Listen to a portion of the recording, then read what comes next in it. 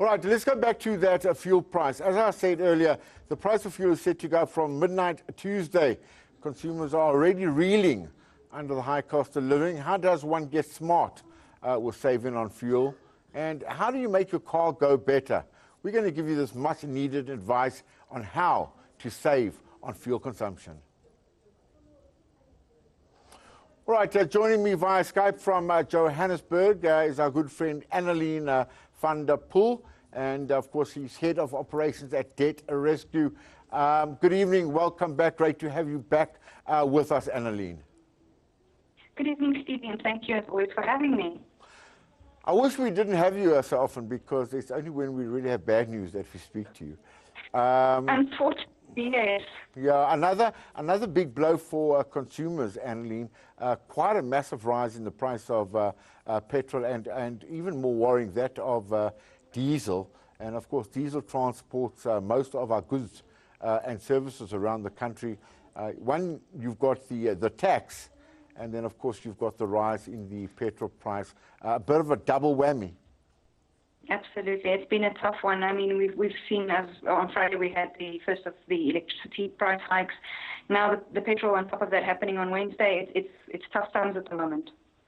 I mean, it's been unavoidable. One could have said that perhaps the revenue services could have perhaps halted or stalled that 30 cents rise, but it came at a time, I suppose, where the revenue services needed monies.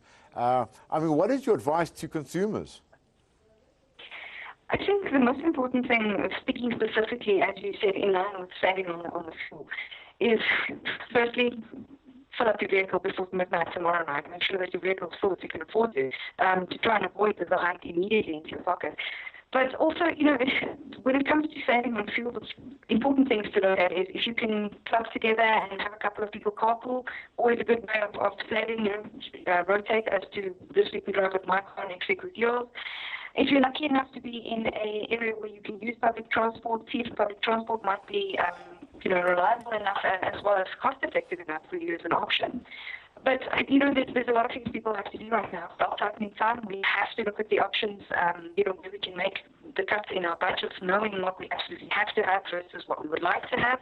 And then, obviously, understanding if you're an over-indebted consumer, if you've made the cuts that you needed to make, you can't go any further, knowing that you have help in the form of debt counseling, that it's there to assist over-indebted consumers who can no longer make their monthly commitments. The tips for consumers, I suppose, try use your car less. That's obvious. Maybe get into a carpool. In some cases, the Gautrain is cheaper and quicker. People driving to and from Pretoria use an enormous amount of petrol. And in some cases, not all cases, it depends what time you take the Gautrain. But in some cases, it may be. For example, driving to Durban certainly is more costly than flying to Durban now. Definitely, especially if you're going as a family, for example. Flying one person still could make sense, but a family drive. Yes, exactly. So I suppose we can pray for either a lower oil price, or we can pray for a much stronger rand. The good news is that the rand has strengthened over the last 2 or 3 weeks, which may make a case for a petrol price reduction come that first week in May. So we can hope. But I suppose this is a situation, Annelien, where people may find themselves getting into more debt again. Absolutely. The thing is, and this is what we continue to see now as well, is people are incurring debt to cover their monthly living expenses. And that's obviously a very concerning thing.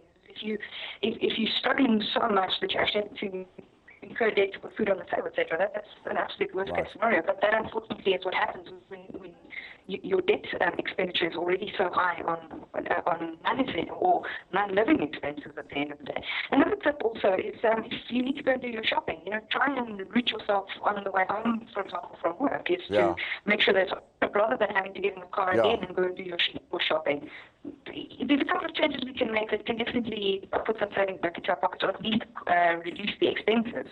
All right. Thank you, Annalena. Thanks for being with us on business. I do want to apologize for the line there. It was rather scratchy, but sometimes we are at the mercy of technology, but apologies for that.